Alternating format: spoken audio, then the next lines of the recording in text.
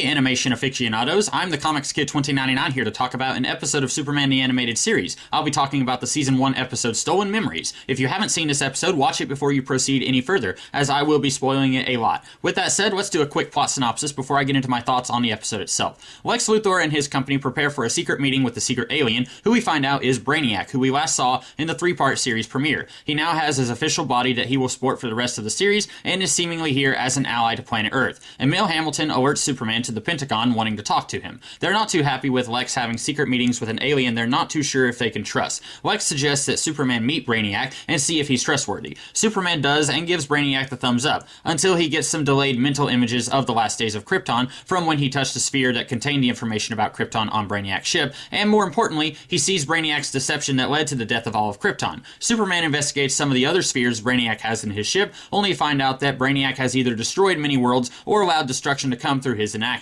When confronted, Brainiac says the information he took was all that mattered. By now, Brainiac has betrayed Lex Luthor and intends to destroy Earth in the same manner. But Superman puts a stop to it, destroying Brainiac's ship and taking the sphere holding the memories of Krypton as he does so. Superman hides the sphere somewhere in the Arctic, hinting at potential appearances of the Fortress of Solitude in later episodes. Cue credits. So I really like that the Pentagon is giving Lex the stank eye here. Maybe it was my knowledge of the Superman comics from the 90s where Lois, Clark, and Perry are seemingly the only people who really hate and distrust Luthor that was seeping into my interpretation of how Luthor is treated here in the animated series. But we don't really get to see a whole lot of interactions between Lex and people who aren't Lois and Clark in this series. So I guess we don't get a clear idea of how, say, Angela Chen thinks about Luthor in this series. But at least in this episode, the military is ready to give him the smackdown. Good on you, 4-star general, guys. But here's the other thing about this episode I really like. Luthor doesn't even deserve their scorn, at least this time. When you first watch the episode and you see Luthor and his people secretly doing something in the desert, knowing Luthor, you know it can't be anything good. Then you see Brainiac. If you know the comics, you know that something bad is going to happen. Even if you don't know the comics, if you've been watching the series, you'd recognize Corey Burton's voice as Brainiac from the 3-part series premiere. So all the way into the 3rd act, you're thinking that Luthor and Brainiac have entered into one of their classic partnerships that they used to do back in the pre-crisis days. Superman even mentions this when Brainiac sends his robots to test Superman's strength. He offhandedly mentions that he knew Luthor was setting him up. But here's the juicy part. Luthor wasn't setting him up. Maybe one of the only times in the history of ever that Luthor was completely clean. It seems like all he really wanted to do here was make money off of a partnership with Brainiac,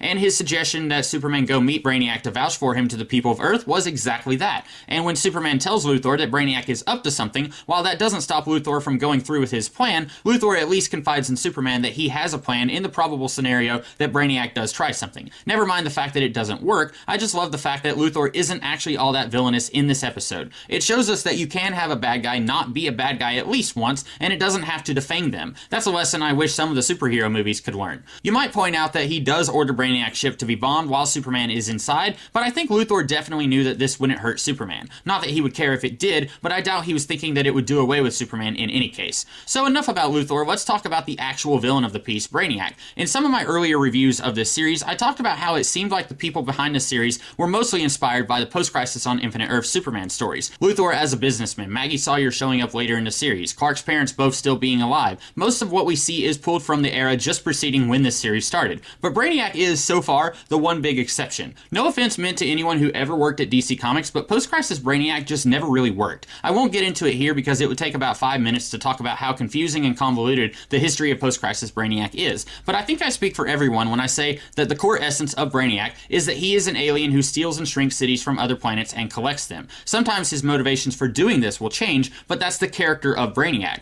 The problem is that in the post-Crisis status quo, everyone wanted Superman to be the last son of Krypton, which meant no Bottle City of Kandor. And so Brainiac was reduced to a series of bizarre attempts to make him work without the core of his character, and none of them ever really did. This was around the time when Brainiac's mind had taken possession of the body of a human illusionist named Milton Fine, which is about as horrible as you can get with Brainiac if you ask me. So I think it's pretty easy to see why the people behind this show tried to go with the pre-Crisis Brainiac while streamlining him a little bit and still sticking with Superman being the last son of Krypton. So instead of Brainiac taking cities, he takes information and then destroys the planet so that his information is that much more precious. I know there are people out there who disdain that Brainiac is a native of Krypton, but as I've said before, this is an alteration I don't really mind here. The core concept of the character remains intact while changing some aspects of his backstory. Not to beat a dead horse any further, but Kryptonian internet version of Brainiac seems more authentic to me than human illusionist Milton Fine, who actually was from Colu.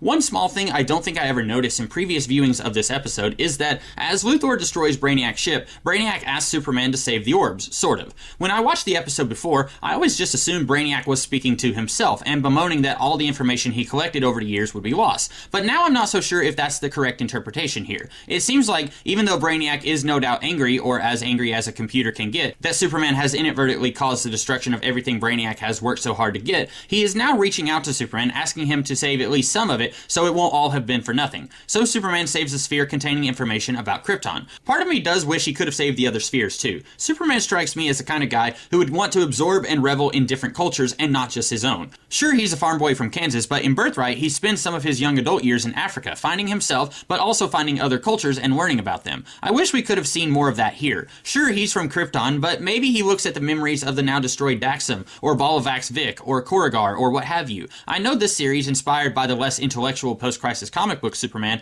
wouldn't have gone in this direction, but it could have led to Superman searching for ways to help humanity with problems they still struggle with. We have problems with diabetes or cancer or even the common cold, but maybe the people of Daxam conquered those ails, and Superman can, at the very least, help Emil Hamilton find some way of doing the same here. You know how in All-Star Superman, Superman is just as much of a scientist and explorer as he is a reporter and a defender? That story was very heavily inspired by the Silver Age, and I think just pulling those elements even slightly into this series would have only improved the series, but maybe that wouldn't have translated well into a single episode, or even an occasional subplot across several episodes. Overall, I like this episode tremendously. It does a great job fully introducing Brainiac into the series, and like some of the previous episodes we've gotten with some of the other supervillains so far, it whets my appetite for seeing more of Brainiac later in the series, which speaks well for how he was handled in his introductory episode. So that's about all I've got for this review. I hope you guys liked my video and the episode itself. If you did, be sure to like, share, comment, and subscribe. And check me out during the week where I do other videos. And come back a week from today to hear me talk more about Superman the Animated Series. Catch you later.